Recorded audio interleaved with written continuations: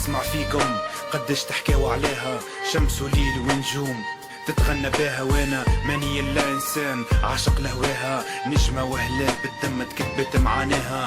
اشهد يا زمان اكتبها يا التاريخ، اراضي رواها الدم والدم عمره ما يشيح. شامخ كل جبال نتغنى اليوم بمجادك، نغني في حكايات كتبتها ايدينا ولادك. قهر وظلم وعديان وبحر ضياع، شدة وغسرات وارواح نظيفات تباع. دموع القهر تجري زادت في الاوجاع، انا عربي من القوة متاع الضعف صنعت ابداع. سرقوا احلامي قالوا عليها الظروف، زرعوا فينا الحقد ورواونا بطعم الخوف. دبابات واساطيل تغلي بالكرتوش، وانا انسان في يدي حجرة وصدري مكشوف. يا اهلي وناسي يا شعبي قاسية، غدوة يبقى خير نكتبها من نبض احساسي. ماني ناسي كيفاش بكيت وحد ما رحمك، هاجت الحرية والنار تاكل في لحمك. نكتب يا الشهيد ودمك يبقى حبري، نغني يا المجروح وعذابك زاد في صبري. نطير يا الاسير وحبسك نقص عمري، نكتب يا الحرية في وسط احضانك اخترتك قبري. يا ارضي غطيني وضمت لي جروحي، في ترابك اسرار عاهدتك بسرك لا تبوحي. يا نجمة الليل يا ما كتبت لك انا افكاري، خايف لا تجيني موتي وما تخوش انت بثاري. يا دنيا علاش تجري وتبيع انت في عذابي.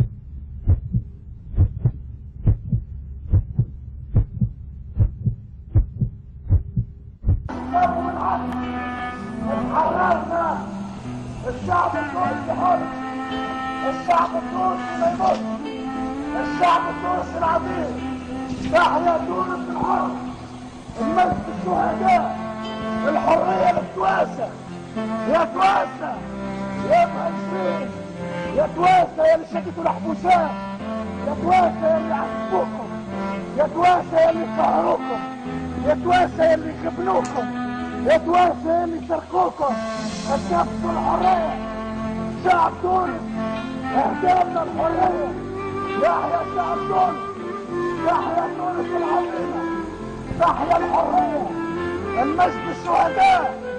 يا تواسة ما عادش خوف، المجرم هرب، المجرم هرب، بن عليه هرب، بن عليه هرب من الشعب التونسي، بن عليه هرب، بن عليه هرب، بن عليه هرب، بن عليه هرب، المجرم هرب، السارق هرب، بن عليه هرب، هرب بن عليه هرب، بن عليه هرب، بن عليه هرب، بن عليه هرب، بن عليه هرب. La nuit a été très agitée. Le départ du président Ben Ali n'a pas fait tomber la tension, loin de là. Dans une ville sous couvre-feu, quadrillée par l'armée, les forces de l'ordre n'ont pas pu empêcher les pillages et les règlements de compte. Des magasins, des boutiques de luxe, des banques ont été attaquées et dévalisées par des bandes encagoulées.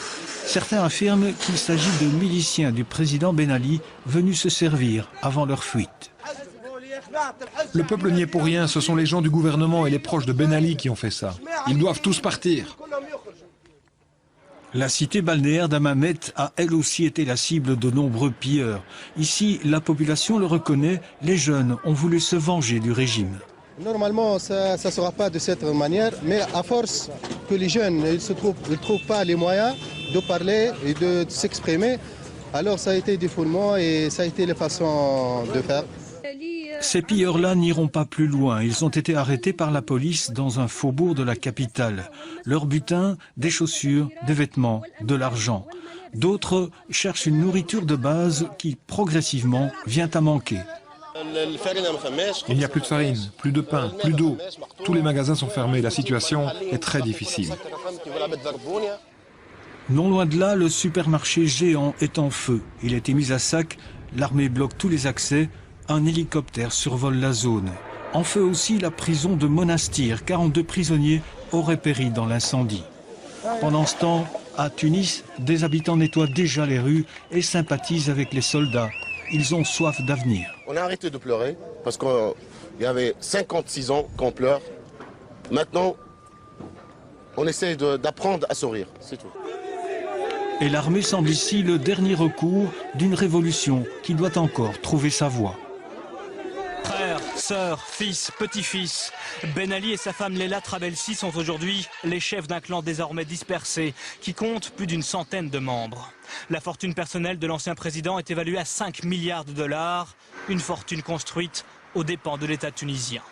Ça a commencé par le fait de s'accaparer des terrains immobiliers qui appartenaient à l'État, selon une méthode bien connue, à savoir on fait déclasser le terrain du patrimoine historique, on l'achète pour une bouchée de pain, on le déclare constructible et on le revend à prix d'or. Banque, assurance, BTP, médias, automobiles, le clan Ben Ali Trabelsi a ensuite systématiquement mis la main sur les plus belles entreprises du pays. Dès qu'une entreprise marche bien, très rapidement, vous voyez un Trabelsi ou un proche des Trabelsi, un prête-nom ou un allié, venir dire ce serait bien de nous confier un pourcentage du capital, voire la majorité. Comme ça, c'est déjà vu dans plusieurs exemples.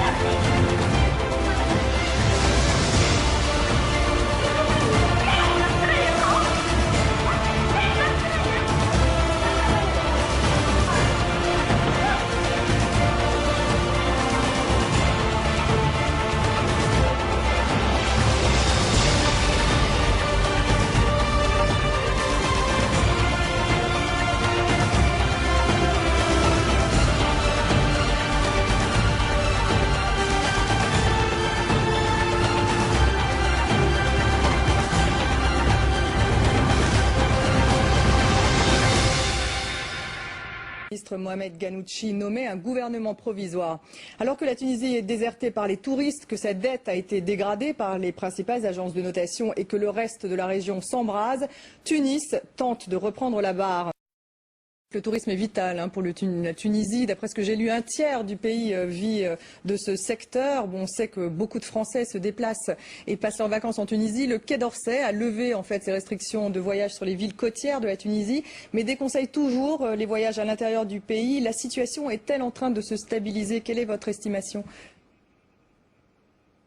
Oui, alors je confirme votre information, c'est-à-dire que le tourisme nourrit de manière directe ou indirecte plus d'un tiers de la population tunisienne et c'est une activité qui est très très importante et il était très important pour nous de sauver la saison touristique qui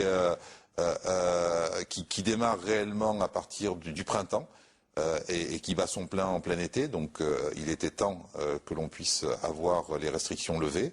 Mais toutes les restrictions ne sont pas. Oui, c'est ça. Sur la côte, elles sont totalement levées, mais pas à l'intérieur du pays. Toutes les restrictions elles sont pas encore levées, mais nous attendons à ce qu'elles le soient assez vite, puisque le gouvernement belge, le gouvernement britannique ont déjà pris ces mesures-là, et je pense que la France ne va pas tarder à les suivre, parce qu'aujourd'hui, nous assurons et nous garantissons la sécurité de tous les touristes dans quelque infrastructure hôtelière que ce soit.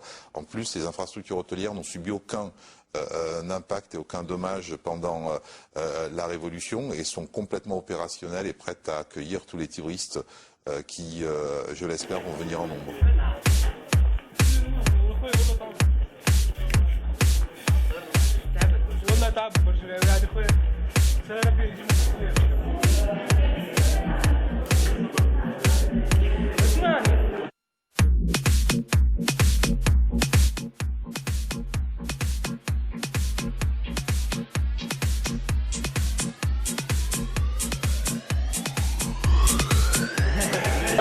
الخدمة بعد الاعتصام اللي صار يعني بالقصف وكذا يعني حتى اللي يحل حانوته يبدا مش مرتاح محمد اشترى الهدوم تاعو خاوية يعني مش قاعدين حاليا يعني براحتهم فهمني حتى الأجانب كان بعض الأجانب كذاك نتاع وتلة كروزات ما فماش جملة كروزات ما فماش طبعا اللي هنا يخاف على راسه حتى الاجونس حتى اللي باش تجي نتاعها باش يدور في السوق وكذا باش يخاف على الأجانب نتاعو. أنا أكيد. شو تتصور قدام؟ شاء الله نتصوروا كان حاجه باهيه ان شاء الله مستقبل يعني سياحه تاع تونس تكون تتفرهد البلاد وتتفرهد روحنا وتونس كلها تتفرهد. البريود ديما من بعد اكتوبر ديما البريود تنقص، الخدمه نتاعنا تنقص بالنسبه للارتيزان التوريزم معناها. الربرون ديما مي مارس فهمت ولا؟ توا فما شويه هكا تحسن، توا الى سيمان فما شويه تحسن. مي البريود احنا نتاع الباسيزون ديما هذيك هي مربوطه، مش خاطر ثوره. ثوره مش مأثر معاك. خاطر مش ثوره. بون تقول انت بتاتر قاعده مسكرين مش حركه كبيره. اي كما الناس الكل. مي احنا ديما الباسيزون هذيك هي نتاعنا تبدا من فان اكتوبر شويه كي ديسمبر تتحرك خاطر راس العام ومن بعد تقف تتحرك مي مارس فان مارس هكاك. توا بدات هكايا صارت روح بداو فما توريست يجيو فبدا كذا.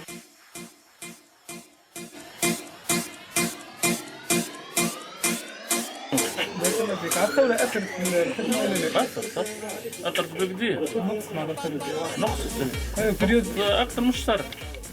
والله ما في الأشهر هذوما خدمتكم.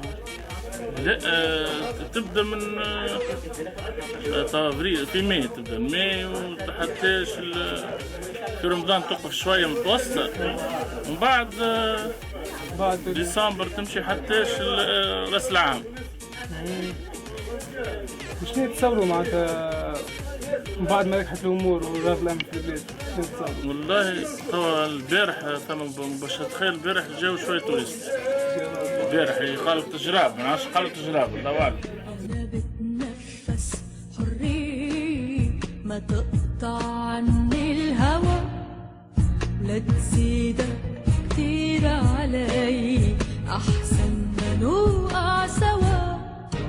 انا بتنفس حرية ما تقطع عني الهوى لا تزيدك كتير علي أحسن ما نوقع سوا. ما بتقدر أبدا تلغيني بدك تسمعني وتحكيني. ما بتقدر أبدا تلغيني بدك تسمعني وتحكيني.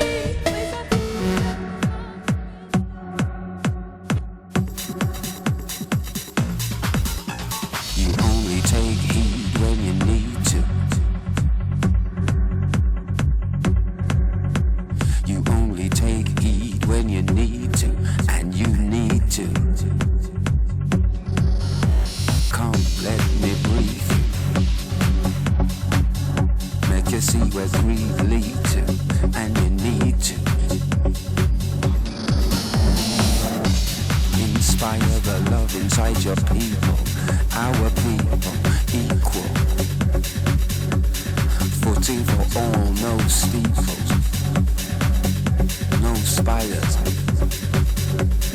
no more hellfires, and please, no more gunfire. Dance for life. Dance for life. Dance for life. Dance for life. Dance for life.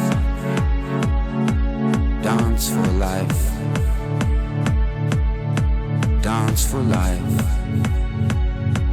Dance for life.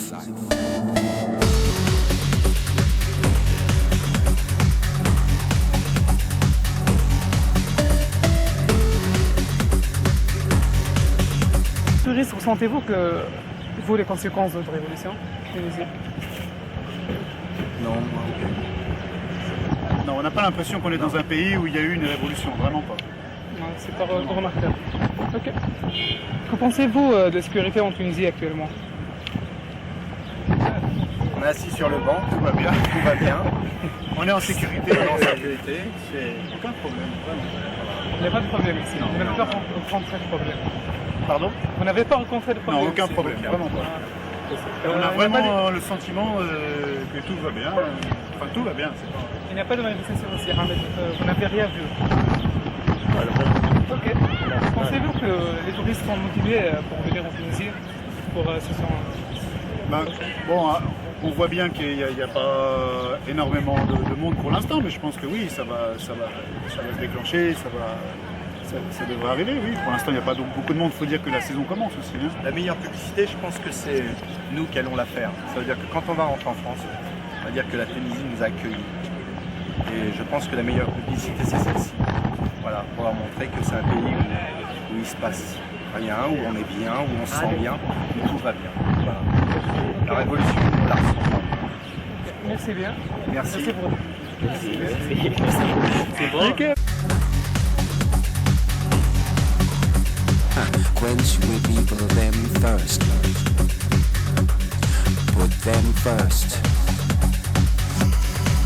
And when the floodgates burst, come inside and we'll keep you strong.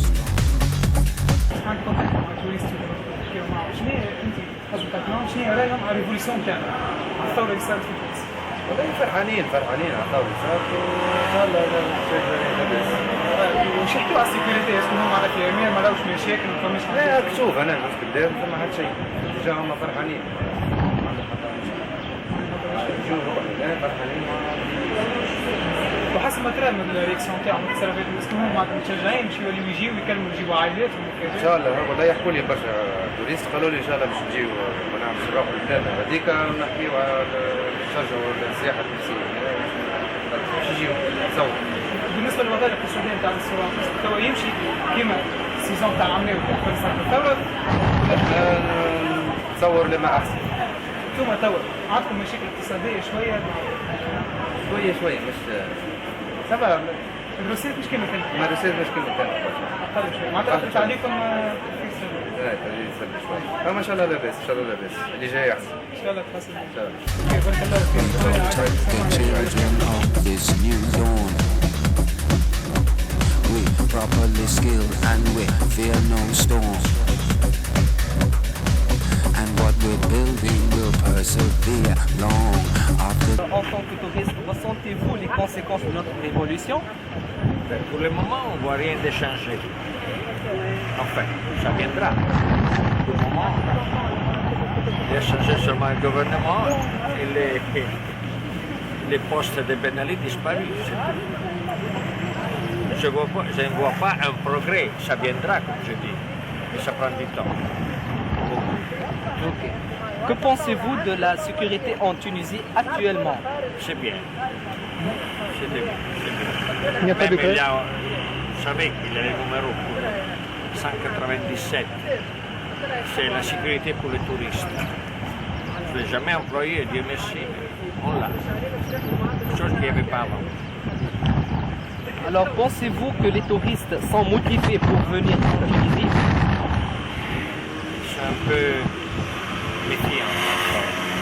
C'est un peu tôt pour avoir la même confiance qu'il y avait avant.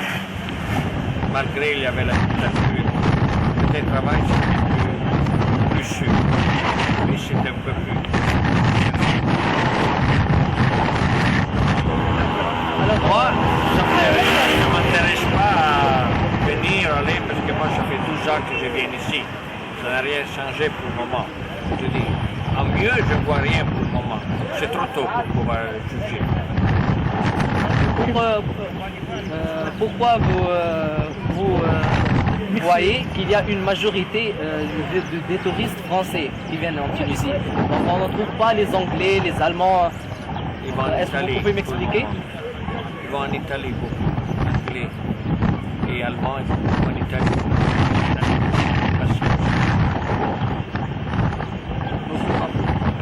Mais l'anglais et l'allemand, il est un peu radin. Il a toujours, je sais combien ça va voir, ça fait l'euro, il compare tout le temps. Nous, Italiens, on s'en fout. The wicked them disappear. Justice, truth and rights gone clear. Me and the youth and I gonna start this year. Me and the youth we are gonna start this year. التوريست قاعدين يجيو كما قبل كما توا ولا نقصد؟ Pour le moment, tu عاد نتحمل ميتار، تو نتحمل ميتار. juste نقص برشا. ما عادش تقبل ريستورانات معبيين ريستورانات كعبتين وكعبة جاينا. بالنسبة للسيكوريتي اسكو سافا فماش مشاكل فماش كما صاير في تونس بركاجات هوني حتى على التوريست؟ شو نقول لك عادي معناتها صايرة والناس كنت تعرفها والكل مي مش برشا مي موجودة.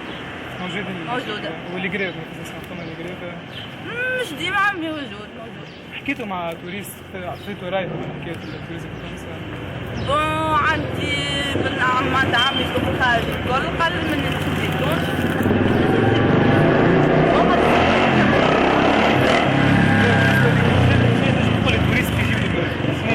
صح ما يجيوش. علاش صح ما يجيوش؟ كيفاش تصير بلادنا يتلمنا؟ خايف والله فيها ما تجي، انا واحدة من الناس كان نجم راني حابت منها البلاد ما قعدتش فيها، كيفاش ندير معايا؟ ميسير حبوا يجيو مرحبا بيهم. خذوا مصلحة البلاد.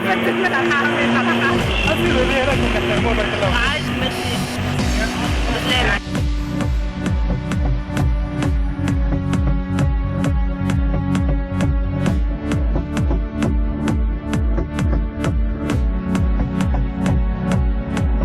Dance for life. Dance for life. Dance for life. Dance for life. Dance for life. Dance for life.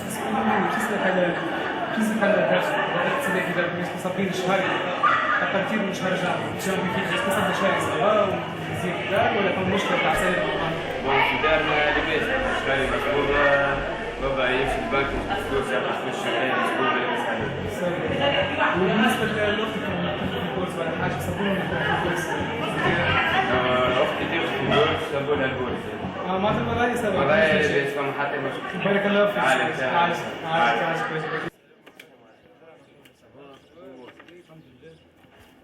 شنو ماشي الحمد لله خويا انا قاعدين ايش تعملوا في الدنيا؟ والله شو نقول لك انا بطلت كملت عمناول خديت ليسونس تاع تكنيسيان سوبيريور في الميكانيك ليزيت تاع رادس وانا لو جو نخدم عملت لي دوموند ترافاي في بيروات الشغل الكل وانا نستنى. حبيت تحل مشروع ولا حكايه؟ ليش باش نحلوا مشروع هكاكا؟ لازمني رسميا باش نحل مشروع. الدولة تو مش قادرة تدعم قروضات هكاك، قروضات لازمك تعطيها حاجة تضمن بها حقها يا دولة. أنا تحب تكون المعارف مازالت موجودة. بالطبيعة المعارف موجودة واللي تحب انت. الايكونومي نتاعنا احنا جرة المعارف تو طايح. أنا المعارف هم اللي ياكلوا البلاد. هلكه؟ المعارف واحنا زيادة معاها، احنا خاطرنا ديما معاملين على المعارف. احنا المونتاليتي نتاعنا المونتاليتي نتاعنا ان شاء الله تتبدل ما مش بين ليله ونهار. شوية رايكم في الثورة تو ما عملناش. والله باش نقول الثورة لعبت الكل شاركت فيها. البطال والزوالي والغني والكل شاركت فيها. علاش باش نوصلوا للمستقبل باهي. في القرايه في التعليم في اللي تحب انت لازمنا نوصلوا لحاجه باهي وان شاء الله نوصلوا بها. تحب ولا تذكر الثورة عندها حكاية باهية وعندها حكاية باهية. لكن نشوف السبت على البلاد تو السبت على البلاد تشوف فيه عجلة واقفة أو جريفات وما شنو هذا يطالب الزيادة منه وهذا مقرب شنية ما عجبوش المدير نتاعو ديجاج ديجاج ديجاج السبت احنا بطالة بالطبيعة بطالة أكيد محرقة أكيد محرقة بطالة زادوا وكا حرق ما قاو بها وين مشاو حرقوا ليتال وربي يسترنا احنا ما مشيناش ولا انا متنا في البحر. تلقى فرصة تاع حرق مالك تو؟ والله نلقى فرصة نتاع حرقة مضمونة ما فيهاش ريسك نحرق علاش لا؟ مش قاعدني انا لهنا. خير تبقى في تونس مستقبلك كي يا ودي فاهمك تحكي لي على ينفع بلادك وما ينفع بلادك. ينفع بلادك هذيك صاحبي كي جات مسهلة شوية صحيح انا لازمنا نضحي وكل شيء. فما اني نشوف العباد اللي بطالة عندها 5-10 سنين. انا مانيش ليه انا ما نحبش نوصل انا نقعد بطال 5 سنين. انا عندي عام فديت ديجا تقرت ساي. نضرب 5 سنين. نحكيو على الاركان تاعي انا واحد من الناس نقرا.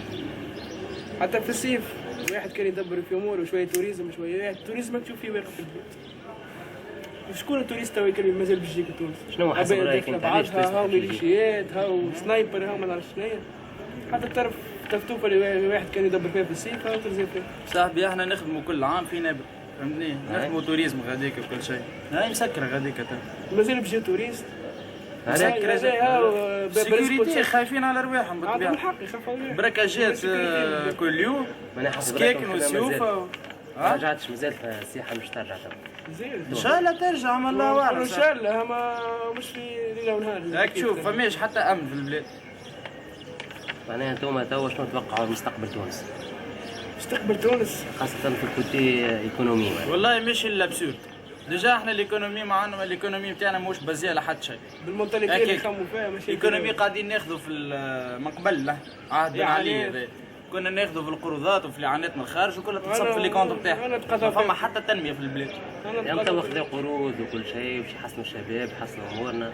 مش باش يحسن. ان شاء الله. بالله صاحبي لحظه حب نقول حاجه بالرسمي هذايا سير. ليتيديون في العالم الكل المنظمات العالميه تبعث في بورس الكل اتيديون في تونس. اللي سمعت به هي سير تبعث في بورس 1,200,000 في العام. حتى اتيديون تونسي ما هو ياخذ فيها. لوين ماشي الفلوس هذي؟ صحيح لازم التنميه نتاع ليكيبمون لي ماتيريال نتاع ليدوكاسيون في تونس ناخذوا منها طونك ما عندناش، اما ياخذوا في دعم. وين ماشي الفلوس؟ وبعد الثوره لازمها تصير هذا. وين ماشي الفلوس؟ هناك ترافيك كبير موجود. الفلوس ياخذوا فيها بلاش من المنظمات العالميه ويعطيو فيها في قرض جامعي. والبورس قال لك لازم بوك وامك يخلصوا تحت ال 200,000. شكون في تونس يخلص تحت ال 200,000؟ البطال ياخذ في 200,000 هو يدبر في راسه. انا ندبروا في ريوسنا احنا كالعباد الكل. شنو ترى انت معناها حلول توا واقعيه تونس؟ حلول نهضوا بالاقتصاد نتاعنا. مونتاليتي. والله نهضوا بالاقتصاد تاع تونس. انا واحد من الناس مستعد باش نخدم ب 300 و 400 ونضحي مع اذا كان الشعب الكل يضحي مع بعضه ما يطلبش برشا فلوس. نحي العقليه نتاع الاستهلاكيه الماتيرياليزم ينحي من المخ. واحد يخمم في كان نخمموا كلنا في مصلحه البلاد.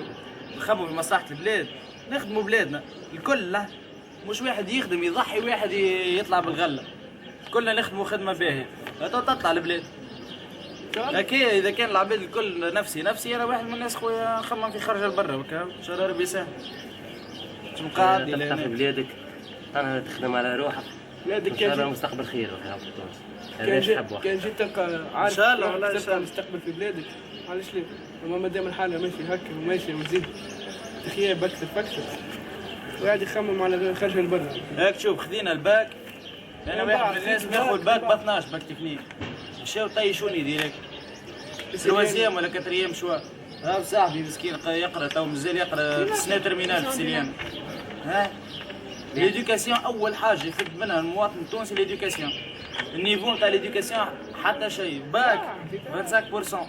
من بعد نطلعوا احنا ماناش كومبيتون. ستاجيت حتى ستاج نتاع ليدوكاسيون نتاعك بالمعارف تاعهم. كيفاش باش تخدم انت نهار اخر؟ لازم ننظفوا البلاد. يا ولدي لازمها تنضاف الكل. ستاج نتاع قرايتي لازمني عندي معرفه باش نعمل. من بعد يجي يقول لك يطلب مني الكومبيتونس. انا كومبيتونس نعملها وانا عمري ما عملت ستاج. حتى هو زاد الانفستيسور راه ما يقمرش بفلوسه راه يرميها عند عباد ما عندهاش كومبيتونس. لازمنا نعملوا كومبيتونس نتاع فورماسيون نتاع ترافاي باش نجموا ندخلوا المارشي دو ترافاي في تونس. ويجيب لك وقت اللي العامل والخاخ من برا. من بعد دوما على الشباب يمشي الانفستيسور يهرب ما ينفستيش في تونس. هذاك هذه مشكلتنا. اول حاجه نصلحوها ليدوكاسيون العقليه التونسيه. باش تكونوا انتم الشباب التونسي مستقبلا. الشباب التونسي توجهوا لهم توا الحكم في يد الشعب. الحكم في يد الشعب. لازمنا احنا نكزرسيو البوفوار نتاعنا على الحكومه هذه والا الحكومه اللي بعدها باش تحسن التعليم. ومن بعد نجموا وقتها نحكيو على سوق الشغل. سوق الشغل من غير نيفو باهي في التعليم حكايه فارغه. لازمنا احنا نحسنوا الاقتصاد تاعنا. نبداو بالواحد. بالطبيعه فما راهو غزر. لو كان نعملوا صندوق بالرسمي صندوق اعانه شباب يمشيوا لاصحاب المؤسسات الكل ياخذوا من عندهم فلوس يفرضوا عليهم فلوس. بعد الثوره فما احكام ثوره لازم ننهضوا بالبلاد. تاكس ياخذوه مخصص للتاهيل المهني. تاهيل مهني والتنميه الصحيحه. ويعملوا التنميه صحيحه في البلاد. تنميه عادله بالطبيعه. بالطبيعه ان شاء الله. مش لهنا نخدموا غاديك لا ولا لهنا بطاله وغاديك يخدموا. بعد يلوموا على الشباب يقولوا كيفاش يخمم.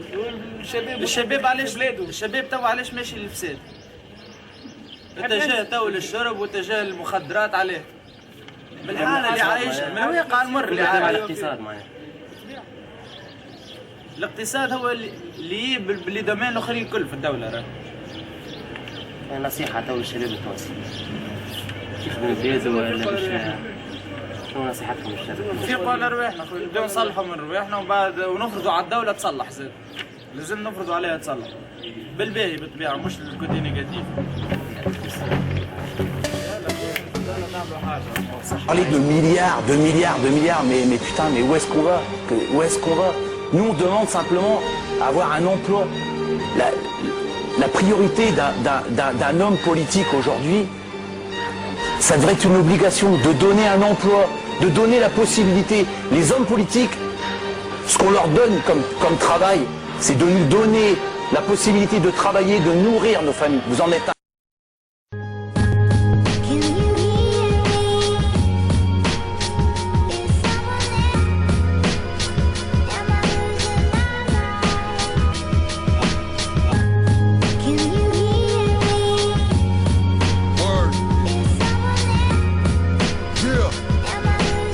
La seule solution, ça va être d'attraper tous ces enfoirés qui nous ont foutus dans la merde depuis des années, Tous les gens qui nous racontent des bobards, les économistes, les têtes pensantes qui nous racontent des bobards depuis des années. On en a plein le cul de tout ça. On en a marre d'entendre des gens qui viennent nous dire « Écoutez-nous, faites-nous confiance, on sait tout. » On en a marre de ça. On n'en peut plus de ça. On n'a plus confiance en vous. On veut plus vous filer notre avenir en main. Nous, le peuple, les salariés de ce monde, les êtres humains qui ont un cœur, qui ont des tripes, ils ont envie de se battre pour leur prochain. Ils en ont marre d'entendre des gens et de voir des gens se battre que pour le fric. On n'entend parler que de ça, de milliards. Mais je comprends même pas ce que vous dites.